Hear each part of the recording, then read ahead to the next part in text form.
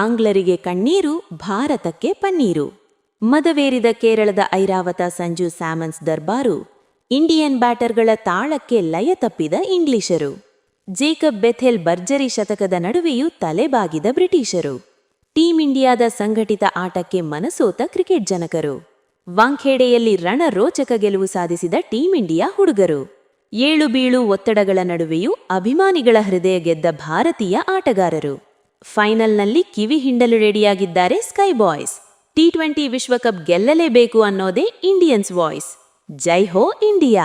Bharat T20 ವಿಶ್ವಕಪ್ ಫೈನಲ್ಗೆ ಲಗ್ಗೆ ಇಟ್ಟಿದೆ. ಬೆಥೆಲ್ ಅವರ ಶತಕವು ಬೂಮ್ರಾ ಮತ್ತು ಪಾಂಡ್ಯ ಅವರ ಅದ್ಭುತ ಡೆತ್ ಬೌಲಿಂಗ್ನಿಂದ ವ್ಯರ್ಥವಾಯಿತು. 253 ರನ್ ಗಳಿಸಿದರೂ ಭಾರತವನ್ನು ತಳ್ಳಲಾಯಿತು. ಆದರೆ ತಮ್ಮ ಪ್ರಶಸ್ತಿಯನ್ನು ಉಳಿಸಿಕೊಳ್ಳುವ ಅವಕಾಶವಿದೆ. ಭಾರತವು ಟಿ20 ವಿಶ್ವಕಪ್ ಫೈನಲ್ಗೆ ತಲುಪಿದೆ. ಅಲ್ಲಿ ಜಾಕೋಬ್ ಬೆಥೆಲ್ ಅವರ ದಾಳಿಯಿಂದ ಬದುಕುಳಿದ ನಂತರ ನ್ಯೂಜಿಲೆಂಡ್ ಕಾಯುತ್ತಿದೆ. ಭಾರತಕ್ಕೆ 7 ರನ್ಗಳ ಗೆಲುವು ಕೇವಲ ಅದನ್ನು ಪೂರ್ಣಗೊಳಿಸಿತು. ಜಾಕೋಬ್ ಬೆಥೆಲ್ ಅವರ 105-48 ರನ್ಗಳ ಇನ್ನಿಂಗ್ಸ್ನಿಂದ ಭಾರತವು ತೀವ್ರ ಬೆದರಿಕೆಗೆ ಒಳಗಾಯಿತು. ಏಕೆಂದರೆ ಅವರು ತಮ್ಮ ಇನ್ನಿಂಗ್ಸ್ನಲ್ಲಿ ಸ್ಪಿನ್ ಮತ್ತು ವೇಗವನ್ನು ಸಮಾನವಾಗಿ ಹೊಡೆದರು. ಆತನಿಗೆ ಟಾಮ್ ಬ್ಯಾಂಟನ್ ಮತ್ತು ವಿಲ್ ಜಾಕ್ಸ್ನಿಂದ ಸ್ವಲ್ಪ ಬೆಂಬಲವನ್ನು ನೀಡಲಾಯಿತು. ಆದರೆ ರಾತ್ರಿಯಲ್ಲಿ ಅದು ಸಾಕಾಗಲಿಲ್ಲ. ಇನ್ನಿಂಗ್ಸ್ನ ಮೊದಲ ಭಾಗದಲ್ಲಿ ಭಾರತವು ಪ್ರಾಬಲ್ಯ ಸಾಧಿಸಿತು. ಹಾರ್ದಿಕ್ ಪಾಂಡ್ಯ ಫಿಲ್ ಸ್ಯಾಲ್ಟ್ ಅವರನ್ನು ಔಟ್ ಮಾಡಿದರು. ಅಕ್ಷರ್ ಪಟೇಲ್ ಹ್ಯಾರಿ ಬ್ರೂಕ್ ಅವರನ್ನು ಔಟ್ ಮಾಡಲು ಸಂವೇದನಾಶೀಲ ಕ್ಯಾಚ್ ಪಡೆದರು ಮತ್ತು ವರುಣ್ ಚಕ್ರವರ್ತಿ ಜೋಸ್ ಬಟ್ಲರ್ ಅವರ ಪಂದ್ಯಾವಳಿಯ ಹೋರಾಟವನ್ನು ಕೊನೆಗೊಳಿಸಿದರು. ಇನ್ನಿಂಗ್ಸ್ ಮಧ್ಯದಲ್ಲಿ ಇಂಗ್ಲೆಂಡ್ ಸ್ವಲ್ಪ ನಿಯಂತ್ರಣವನ್ನು ಮರಳಿ ಪಡೆಯಿತು. ಬೆಥೆಲ್ ಮತ್ತು ಜಾಕ್ಸ್ ಸುಲಭವಾಗಿ ಬೌಂಡರಿಯನ್ನು ಕಂಡುಕೊಂಡರು. ಜಾಕ್ಸ್ ಅವರನ್ನು ಔಟ್ ಮಾಡಲು ಅಕ್ಷರ್ ಪಟೇಲ್ಗೆ ಮತ್ತೊಂದು ಮ್ಯಾಜಿಕ್ ಬೇಕಾಯಿತು. ಇದು ಭಾರತಕ್ಕೆ ಮತ್ತೆ ಲಾಭವನ್ನು ನೀಡಿತು. ನಂತರ ಬೆಥೆಲ್ ಒಂದು ವ್ಯತ್ಯಾಸವನ್ನು ಮಾಡಲು ಪ್ರಯತ್ನಿಸುತ್ತಿದ್ದನು. ಆದರೆ ಪ್ರಮುಖ ಓವರ್ಗಳು ನಿರೀಕ್ಷೆಯಂತೆ ಬುಮ್ರಾನ ಕೈಯಿಂದ ಬಂದವು.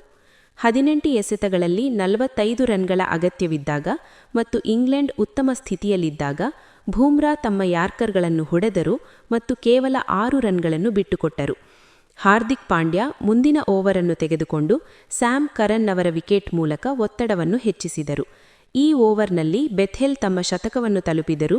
ಆದರೆ ಓವರನ್ನು ಕೊನೆಗೊಳಿಸಲು ಒಂದು ಜೋಡಿ ಚುಕ್ಕೆಗಳ ಯಾರ್ಕರ್ಗಳು ಕೊನೆಯ 6 ಎಸೆತಗಳಲ್ಲಿ 30 ರನ್ಗಳ ಅಗತ್ಯವಿತ್ತು.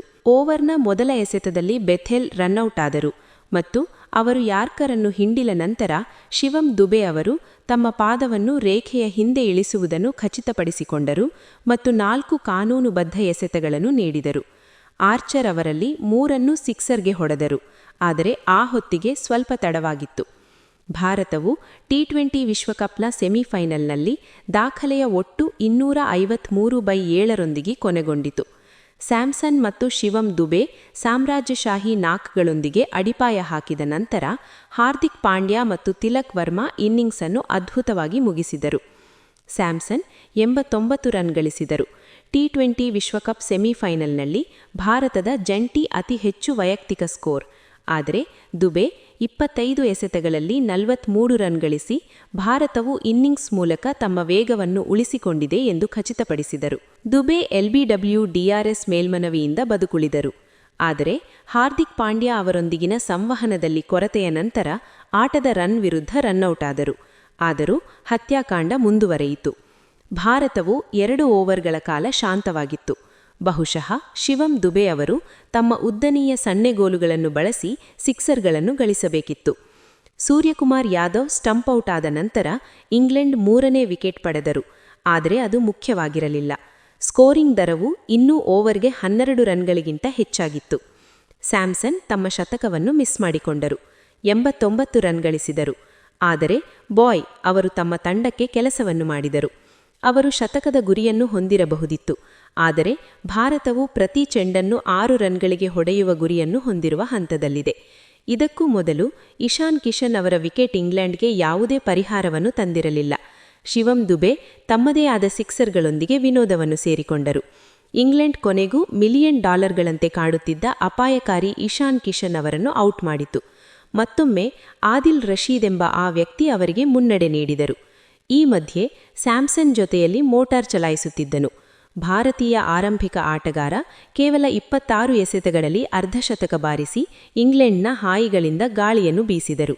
ಅಭಿಷೇಕ್ ಶರ್ಮಾ ಅವರ ವಿಕೆಟ್ ಕಳೆದುಕೊಂಡರೂ ಭಾರತವು ಪವರ್ ಪ್ಲೇನಲ್ಲಿ ಪ್ರಾಬಲ್ಯ ಸಾಧಿಸಿ 67 ರನ್ ಗಳಿಸಿತು. ಇಶಾನ್ ಕಿಶನ್ ಅವನಿಗೂ ಒಳ್ಳೆಯ ಒಡನಾಟ ನೀಡುತ್ತಿದ್ದನು. ಹ್ಯಾರಿ ಬ್ರೂಕ್ ಸುಲಭವಾದ ಕ್ಯಾಚ್ ಅನ್ನು ವಿಭಜಿಸಿದಾಗ ಸ್ಯಾಮ್ಸನ್ರನ್ನು ಕೈಬಿಡಲಾಯಿತು. ನೇರವಾದ ಅವಕಾಶ ಭಿಕ್ಷೆ ಬೇಡತೊಡಗಿತು. ಆರ್ಚರ್ ಅವರ ಓವರ್ನಲ್ಲಿ 2 ಬೌಂಡರಿ ಹಾಗೂ 1 ಸಿಕ್ಸರ್ ಬಾರಿಸುವ ಮೂಲಕ ಅವರು ಇಂಗ್ಲೆಂಡ್ಗೆ ಹಣ ಪಾವತಿಸುವುದನ್ನು ಖಚಿತಪಡಿಸಿದರು. ಇದು ಸಹಜವಾಗಿ ಬ್ರೂಕ್ ಟಾಸ್ ಗೆದ್ದು ಫೀಲ್ಡಿಂಗ್ ಆಯ್ಕೆ ಮಾಡಿದ ನಂತರ.